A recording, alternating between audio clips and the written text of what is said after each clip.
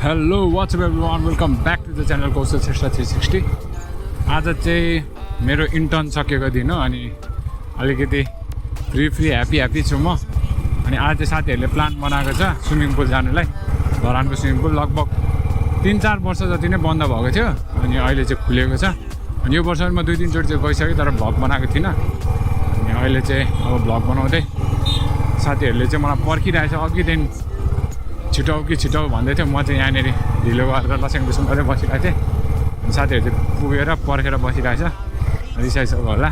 अनि अहिले चाहिँ म यहाँ भुटेपुल आइपुगेको छु। धेरै टाढो त छैन, घरदेखि 5 मिनट त हो बाइकमा है। स्विमिङ पुल चाहिँ त्यहीँ बरगाछीदेखि अलिक तलतिर मात्र छ। अब एकैचोटि स्विमिङ पुलमा भेटौँ है त।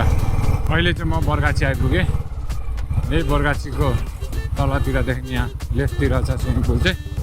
अनि पहिला म सानोमा चाहिँ एकदमै धेरै स्विमिङ पुल आउँथेँ है। बिहान 11 बजेतिर खाना खायोभरि आउँथेँ अनि एकैचोटि बेलुका आउँदा निस्किन्थेँ। एकदमै धेरै खेल्थेँ। अहिले चाहिँ त्यस्तो खासै साथीहरू पनि नभएर त्यति खासै खेल्दिनँ। आज चाहिँ साथीहरूले कहाँबाट प्लान बनाएर आज चाहिँ प्लान सक्सेस भएको छ। अनि स्विमिङ पुल पनि आइपुग्न लागिसक्यो। यही हो स्विमिङ पुल चाहिँ। साथीहरू पर्खिरहेछ यहाँनिर मलाई नै हेरेर बसिरहेछ।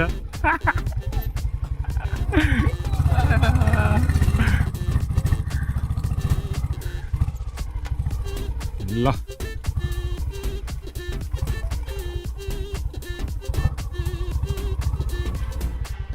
अब टिकट काट्नु जानुपर्ने छ।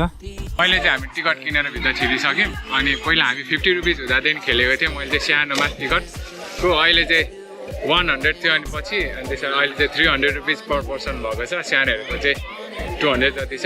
अब हामी चाहिँ चेन्ज गर्नु जान आँटेको अनि चेन्ज गरेर अब स्विमिङ पुलमा भेट्नुपर्छ। बिफोर डाइभिङ हल्का सावर लिनुपर्ने हुन्छ। अनि म चाहिँ यहाँ सावर लिन हाल्छु तर यो सावरमा त्यति धेरै पानी आउँदैन, थोरै आउँछ पानी।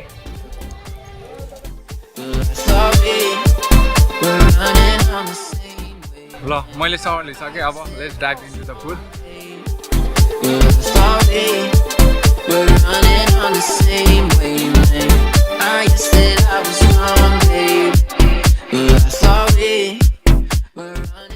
यहाँनिर स्विमिङ पुल आउँदाखेरि रुइस भाइलाई पनि भेट्यो। स्वयं भाइ मेरो फ्यान अरे स्वयं भाइ चाहिँ। अनि यो चाहिँ गफाडी भाइ ओपर यहाँनिर आयो भने यो भाइलाई भेट्नुहुन्छ। जहिले गफ हानेर सुताउँछ मान्छेलाई।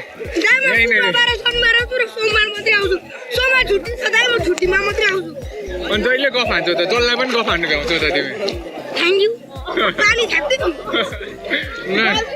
मसँगको ग्रुप भेट्छ यहाँ खेल्दैछ। हेलो गाइस, कस्तो भइरहेछ त हामी?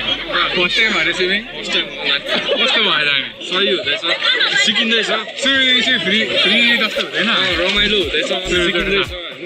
अनि यहाँ लाजी एक्सपर्टहरू स्विमिङको फेरि त्यो एक्सपर्ट होइन।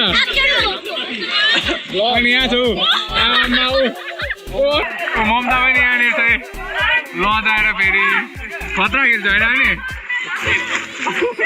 यहाँ अर्को यहीँनिर डुब्न आँटिसक्यो 3 फिटमै। अनुष्का चाहिँ 3 फुटमा डुब्न आँटिसक्यो।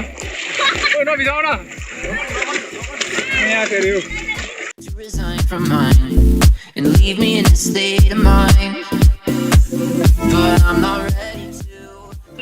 1 2 3 No, I'm not ready to throw in the towel and give up on you. Sorry.